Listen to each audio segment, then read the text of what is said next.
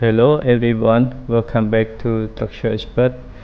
Today we continue to lecture about tall building design after we complete analysis and design in first order analysis in CSI ETABS. Now we have to know more about the basic concept and knowledge about the tall building before we can continue and arrange our system correctly.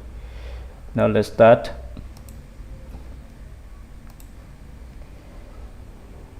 We can classify for the tall building or support tall building according to the slenderness ratio. H is the total height of the building, and B is the building width, and L is the building breadth. Building width less than building breadth. And the slenderness ratio, H, the total height of the building, over building width must be greater than or equal 5 times, or ratio 5:1. So what does it mean if you compare the total height of building with the breadth with the building width, the slenderness ratio greater than this value 5 or ratio 5:1, you can design it as tall building. And for the support tall building, it's over 300 meters or over 100 stories. If we consider the residential story from floor to floor, the story height is 3 meters, or for the office 4 meters, equivalent to 75 stories, or over 75 stories for super tall building. And what is different between tall, super tall, and the low-rise building? Yes, the way of we analyze and design is also different. Now continue to the next slide. We'll talk about the building trees. The building tree we can verify for the overall building trees and the inter-story building trees. For the other code like SCI and Europe code, this comparison is similar in rank. Okay, you can use the overall tree must be lower than the total height of building divide 500, or sometimes you can H over 4 to 600. And we use this proportion H over 500 because we consider we also to make sure our cladding is stand without any damage, because the service overall trees. So now let's check about lateral deflection trees and the effect of wind and seismic. An overall tree limit is 8 over 500. Can choose in the range 8 over 400 to 8 over H over 600. Now we choose H over 500.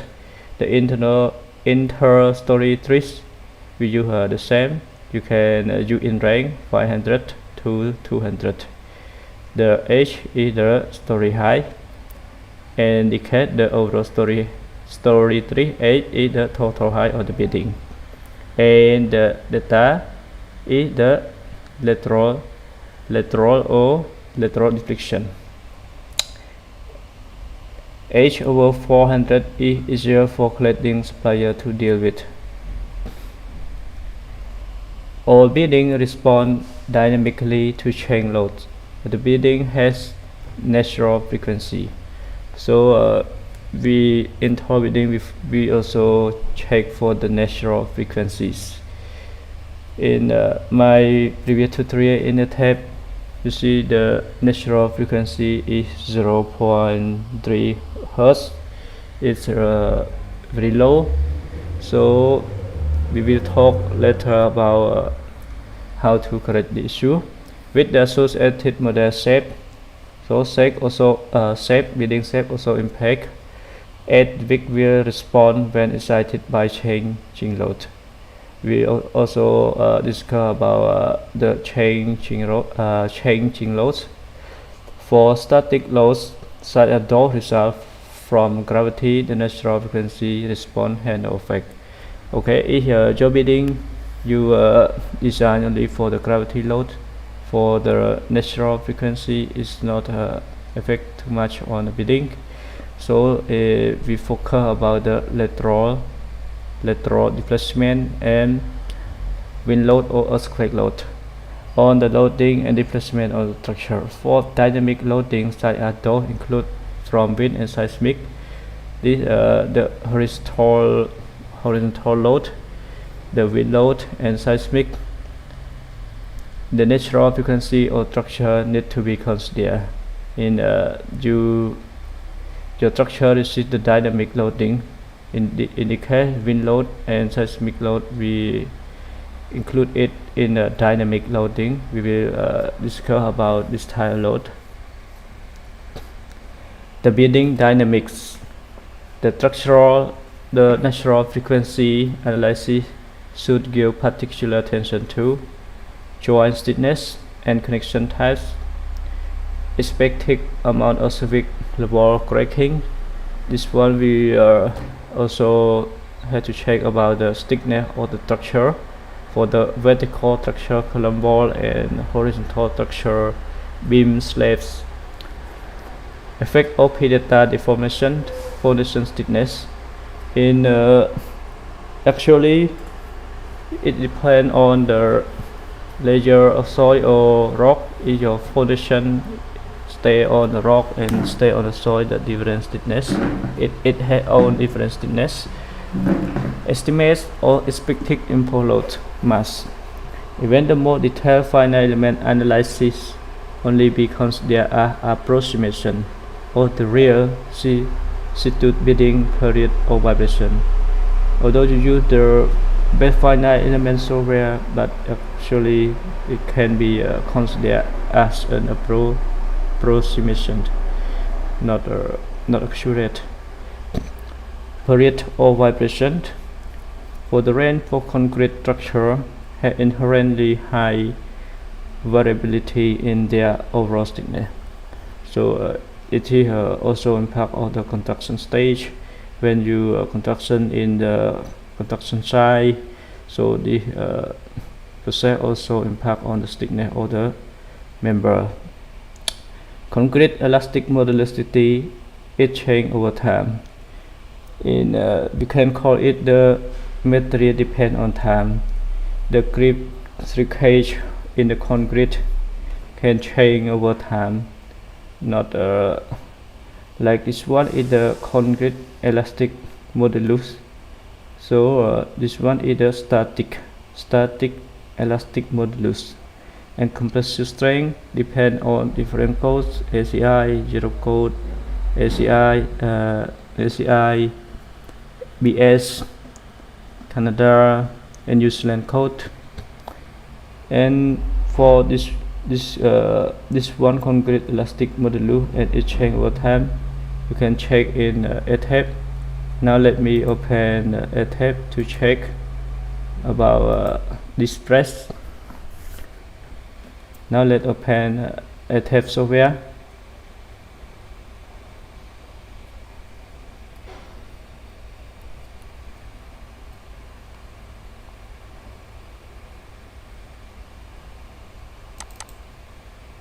Open existing model. I just want to check it.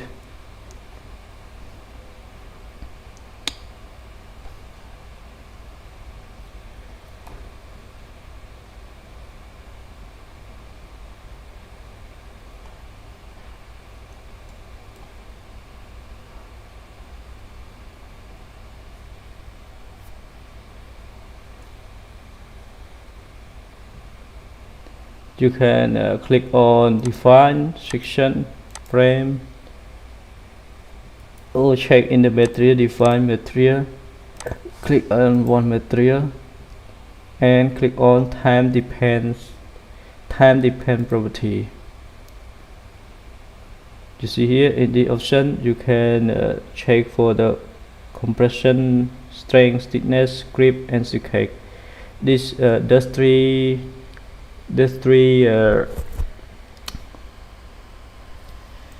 three item is time depend property material for the concrete, so it affects from the grip, shake, and compressive strength and stiffness. Before you can use the option, you must to unlock the model. Now let me create new model.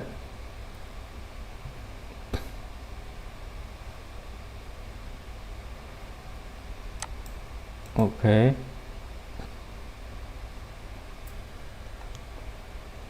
Playing only. Now I don't want to focus about the modeling. We want to focus about the material. And now let's check. Click on material property, add new material, concrete. Select the concrete strength. Concrete you can classify for the normal concrete and high strength concrete. When you use the concrete over 50 megapascal, for the tall support tall building, you have to use the higher strength concrete to ensure the elastic shortening. Now click on OK and click on time depends property. You can click on it, and click on it, and so now change to the zero code, show plot. This is the SCM. We use SCM. You have to input time or day. Now let's input the three case that there is 0 and the relative humidity is 50%. Grip 3K. Okay, so plot. Now okay, input the day. You can input 10,000 or 30,000 day. You can check here. It's what is different when you change the parameter of days. Now let me change to 50,000. Okay, now increase. Now let input 1,000. So WSCM decrease. This is her material property time dependence.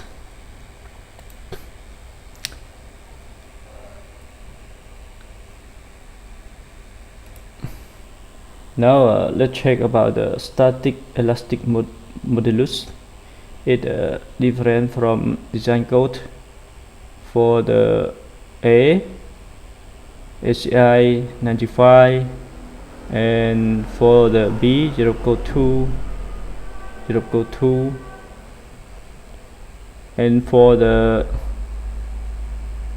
C and G HCI, and for the EBS. So different code also output the different static elastic modulus. It depends on codes. Building dynamics. Difficulty in estimate the accurate level of concrete cracking in the lateral load resisting elements and the change in level of cracking as the building load change together with the effect of grip and shrinkage. So for the concrete, we concerned about grip and shrinkage for the long term. As I showed you in the ETABS, when you change the time, the material will be changed for the concrete.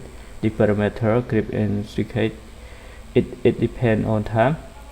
And the estimation of building stiffness, we generally to conservative estimate wind induct dynamic force. In tall slender structure, where for the bolt the maximum lateral drift and peak lateral acceleration to occur in direction perpendicular approaching wind direction. So in a tall building, the lateral, the transition or rotation movement of the structure subject to wind load should be limited. This one we had to limit the overall deflection.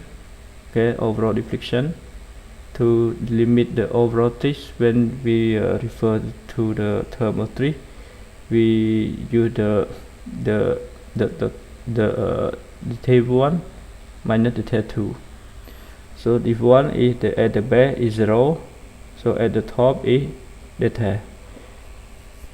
If we compare with the h over 500, so if delta is in range, you can continue to analyze to design for the linear or non-linear, depend on your building in depend on your structure, sway or non-sway. Now let's come back to wind load should be limited to reduce the potential of building occupants to pursue such motion and become uncomfortable. So to limit in this option, we have to limit the lateral deflection, and other one we have to limit the natural frequency of the building. Reinforced concrete building has really high mass stiffness and damping property. We all have to reduce the potential adverse building motion. But for tall, slender tower, it may prove to be the governing design mistake. So the mass, thickness, and damping property. This is for the structural framing system. The number of story, 20 story, 40 story, 60 story, 80 story, or 100 story. This is the structural framing system. You can design after frame system. The frame system we use the beam and column, no shear wall or core wall. You can design it from the 0 method to 0 story to 20 story.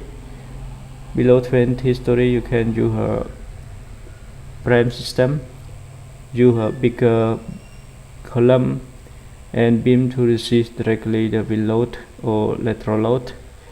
And the second system, shear wall system. We use the shear wall in building to resist lateral load, both earthquake or seismic. And for the third, shear wall flat frame structure, we include beam. Yes, beam will connect from the outside perimeter beam into the core wall. And the fourth, frame tube system. Yes, we use the frame tube outside building. And for the tube in tube system, this is similar with the fourth frame tube system, but what is different, we add the core wall inside the building with the frame tube system. And sixth, backdoor tube system or modular tube system. This one is similar with the concept, but we also include for the backdoor. Okay, backdoor tube system, outside, and connect with the wall inside. And pressing tube system. This one you see the tube. You can use the steel tube, round tube, design in compression and tension to press outside of the building with the tube structure outside. Yeah, you have one tube with the pressing system outside of the building. For the H, outringer press system. This one you can press from this floor, and at the top. Also, you use the system is similar with this system. Okay, it is similar. but you press at a specific level, this level, this level, this level. Okay, now let's continue. Structural framing systems. Type 1 frame system.